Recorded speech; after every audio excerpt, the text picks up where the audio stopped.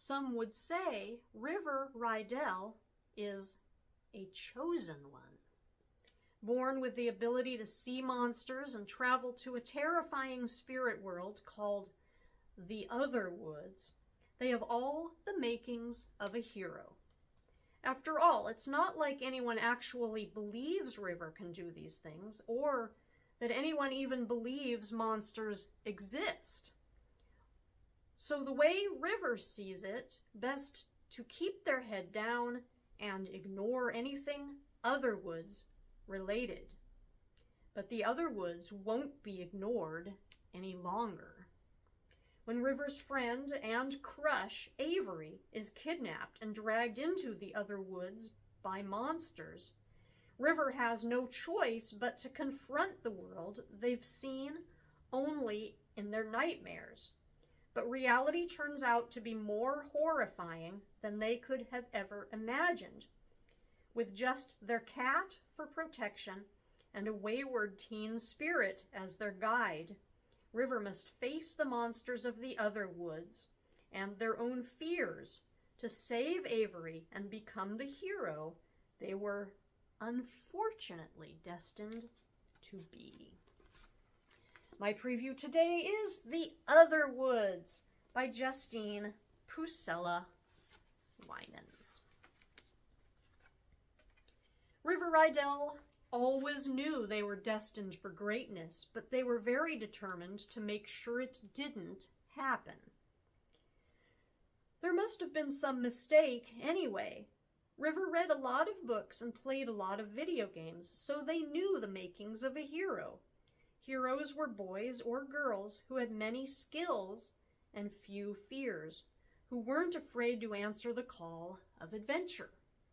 River wasn't a boy or a girl, didn't have any skills outside reading and playing video games, had plenty of, perhaps even too many fears, and always thought the call of adventure was better left ignored.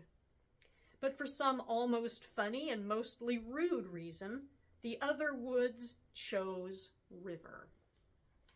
It started with the unfortunate circumstances of their birth. Not unfortunate because their parents didn't want them or because some aspect of the baby process didn't work right. Unfortunate because River was born with the cursed ability to see spirits. The ability to see spirits, you might be thinking, that sounds completely awesome. An opportunity to be something bigger, something more. No, nope, absolutely not, River would tell you. The magic of seeing spirits wasn't something humans could actually use. It wasn't a superpower. Instead, it revealed all the inhuman, the no longer human, the kinda but not actually human, the spirits and the spiritish, and the monsters. The monsters were the worst of them all. Seeing spirits wasn't a gift, it was freaking terrifying. And the Otherwoods was where magic lived, a world overlapping our own, where monsters reign. A world where the darkness of magic runs free and humans don't belong. A world that kept inviting River in. Even the human spirits that River saw shivered at the very thought of the place.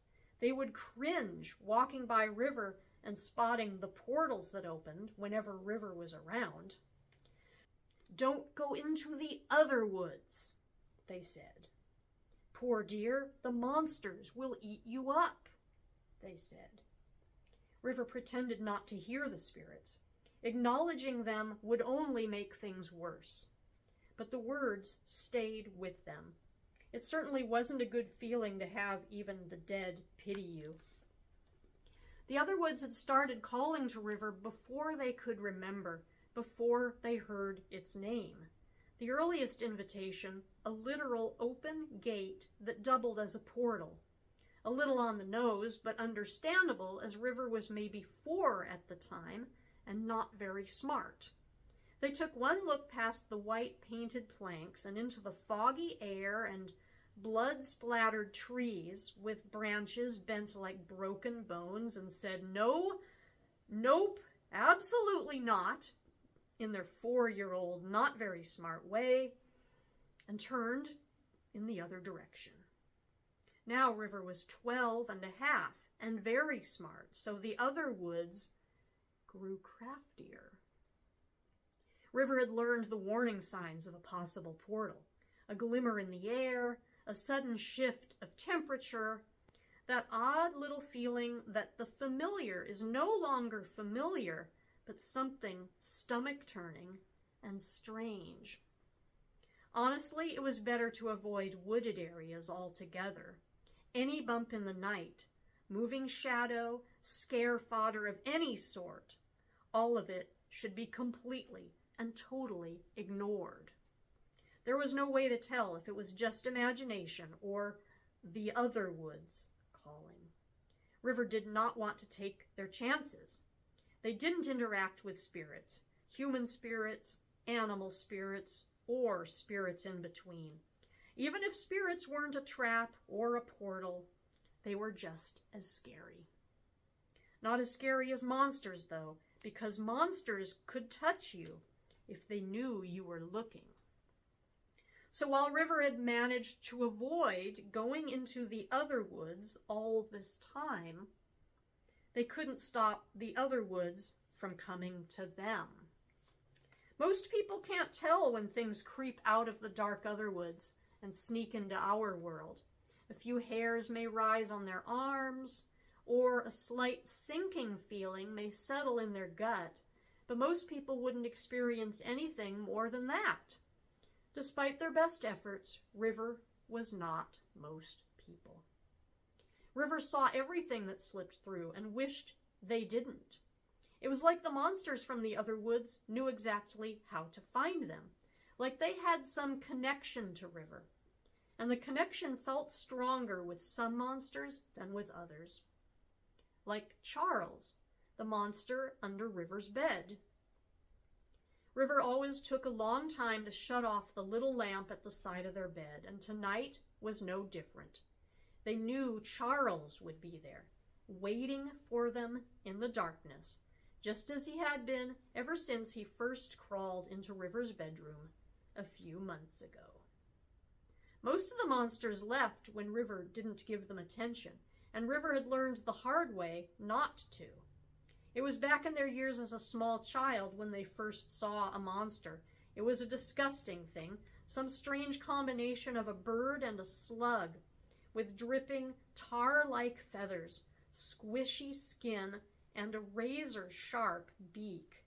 River took one look in the creature's eyes and screamed. It did not go well.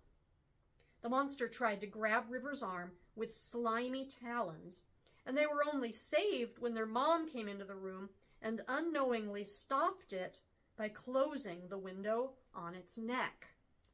It had been an all-around terrible thing to experience, and River vowed from that day forward to never let the monsters know they could see them. And it worked. Without attention, the monsters came and went, but not Charles. Instead of finding his way back to the Otherwoods, he took up lodging in the dark space between the mattress and the floor. Currently, the lamp, with its orange shade, cast a warm and comforting glow over the room. It cut through the darkness, aside from some shadowy corners that River refused to look at anyway. They had thought naming Charles might make him less scary, but it just made him a more familiar kind of scary, like spiders, standardized test days, or talking to cute girls. Only much, much worse. This has been a preview of The Otherwoods.